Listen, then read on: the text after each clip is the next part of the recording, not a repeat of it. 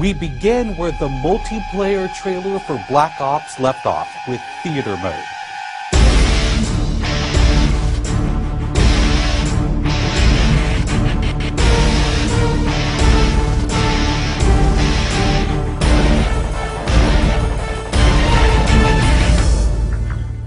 Dan Bunting explains. You can switch the camera from any player's perspective in both first person and third person. You can detach the camera and go into free cam mode, which allows you to fly anywhere on the map, basically. It's really interesting when you pause the game and go into free cam, you just see all the particle effects just in their full glory, just frozen in time, and it makes some really awesome footage.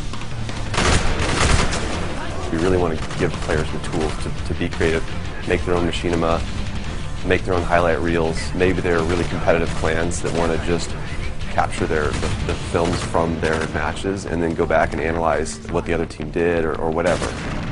Also brand new to Call of Duty is Black Ops' new currency system. We put the currency system into Black Ops multiplayer principally because we felt like it'd be a very interesting way to engage with all the unlocks that you've been getting.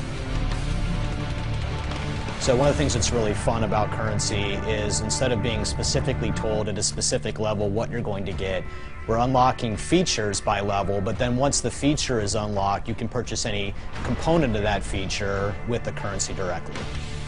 Of course, when you got a little currency jingling in your virtual pockets, nothing feels better than putting it on the line against your fellow players.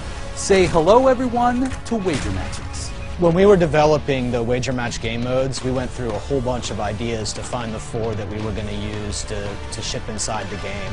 And really, if it wasn't people screaming in joy and frustration when they were sitting around the office playing, it wasn't good enough to be a wager match. Wager matches are all free-for-all modes, and they exist separately from the standard playlist. They include game modes like Gun Game, where you're in a race to score a kill with 20 different weapons, beginning with pistols and advancing through ever more explosive weaponry.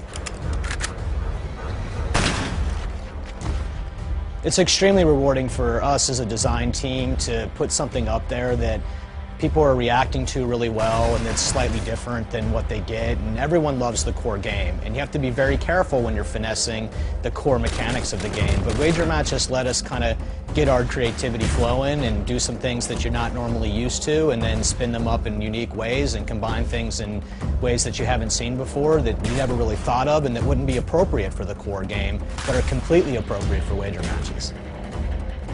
While the classic Call of Duty challenge system is still very much in place, Black Ops is also adding a new feature called contracts. Right, so if you're using the contract system, you actually have to put up a little of your own currency in order for a bigger payday. And depending on the contract, some contracts pay XP, some pay more currency, some pay both. But they're all time limited, and it's game time limited, so you have to go to work to accomplish that contract within the time period in order to get paid.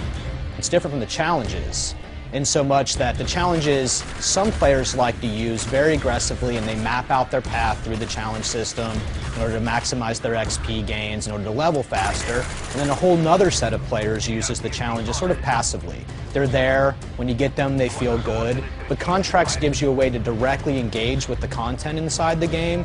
It says, hey, I'm an SMG guy, I want SMG based contracts, I'm going to chase my contracts and I'm going to get paid. And that's fun. Another focus for Black Ops is player customization, including things like unlockable face paint, unique perk-specific character models, and a whole lot of weapon customization. We've been we stole the line from Full Metal Jacket, this is my weapon, this is my gun, and we're chanting that around the office as sort of our mantra for this feature. Originally it started with one of our designers he just made kind of an offhand comment one day where he said, you know, I really have a certain attachment to the weapon that's my favorite. I want to make that weapon mine. And that was all it took. So from there it was just, what are the things that are cool? It's like, put your clan tag on your gun, of course. And we've got, the emblem editor by itself is an element of creativity for players. And then the reticles, of course, so why not give people the option to click what kind of red dot they have. Maybe they don't like a dot, maybe they like a circle, maybe they like a triangle, maybe they like a standard crosshair, maybe they just want a line. And then there is combat training, which allows you to get comfortable with the trappings of multiplayer by competing in matches against AI-controlled opponents. You know, it's our hope that combat training can convert people who are largely single-player gamers who might have, you know, dabbled around in multiplayer but never made that leap to playing online, and give them kind of this experience where they can get familiar with the mechanics and features and systems that multiplayer has, but they can do so at their own pace, they can do so without someone screaming in their ear what a noob they are, and practice up and then join the competitive fold. Experienced players could use combat training to practice up on a particular weapon, a particular tactic, or a particular map.